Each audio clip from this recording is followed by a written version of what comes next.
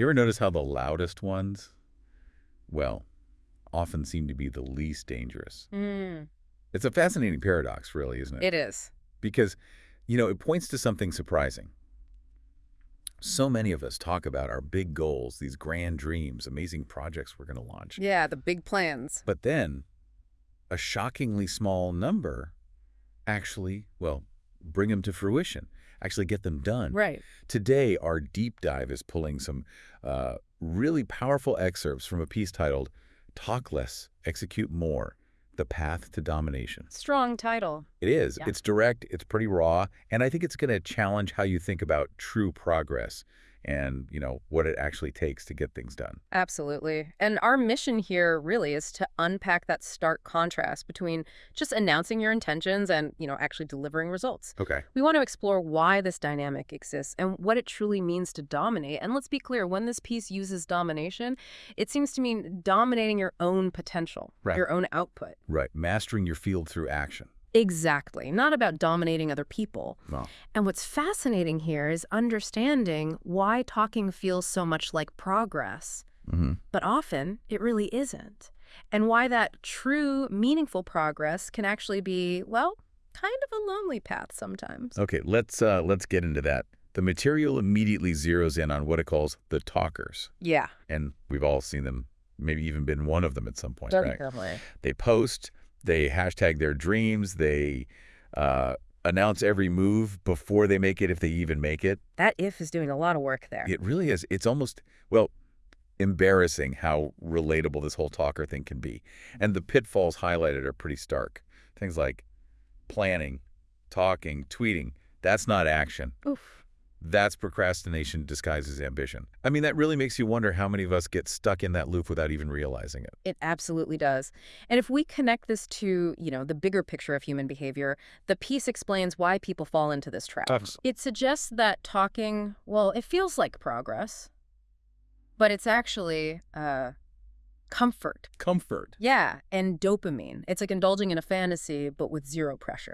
Okay. That dopamine hit. Exactly. Yeah. That immediate hit of comfort and that brain chemical, the pleasure and reward one, it makes the idea of achievement feel almost as good as the achievement itself. So it's a shortcut to feeling good. Pretty much. It creates this feedback loop where announcing your intentions feels productive, even when there's no real-world output, no pressure to actually follow through. It's like getting a trophy just for signing up for the race, not running it. That's a great way to put it. Exactly. Okay, so if that's the illusion of progress, this sort of feel-good talking, what about the uncomfortable reality? The piece draws a really sharp contrast here.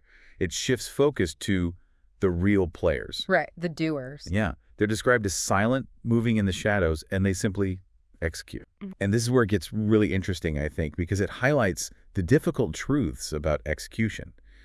It says, execution is lonely. Execution is painful. Execution is real. That's heavy. Because when you act, you might fail. That certainly hits hard.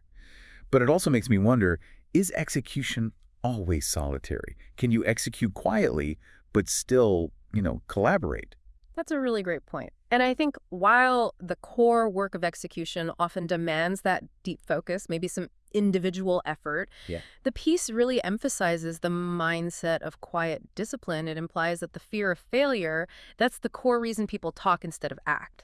The fear. Yeah, they talk so they don't have to fail. Understanding that psychological barrier is, well, it's fundamental, isn't it? It seems crucial. It's just easier to live in that realm of potential where nothing's really risked and therefore nothing's lost. Easier than stepping into the arena where actual outcomes, including failure, are possible. So it's less about literal isolation. Right. And more about that internal commitment to action, even when it feels vulnerable. Exactly. And this isn't just some minor point. The piece suggests it's the very mechanism that keeps us stuck, keeps us in inaction.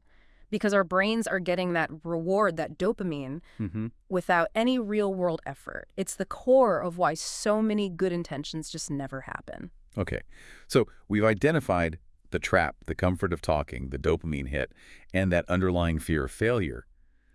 But if we're serious about breaking free, about pushing past that fear you just mentioned, what does the piece promise? What's the payoff for those who actually do the work? Well, it doesn't pull any punches there either. No. No, it offers this harsh but, raw truth.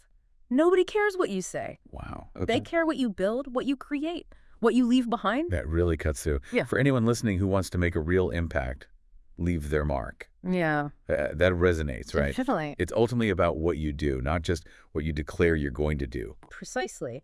And the piece clearly outlines the rewards of execution. It frames them as direct consequences of demonstrated action. It asks, you want respect, you want money, you want women, status, freedom, legacy. Okay, so the tangible rewards. Yes. And it states directly these are achieved by showing them what you've already done, not by endlessly talking about what you intend to do. Right. Show, don't just tell. Exactly. The core directive here is incredibly powerful. Work in silence. Let the results scream. Let the results scream. Yeah. What's compelling in this material is that emphasis on demonstrated action as the real currency for all those desirable outcomes. It completely flips the script from seeking validation before the work Right, needing that applause first. to letting the results themselves command respect and attention after the fact. That brings us to the kind of the ultimate mindset then, doesn't it?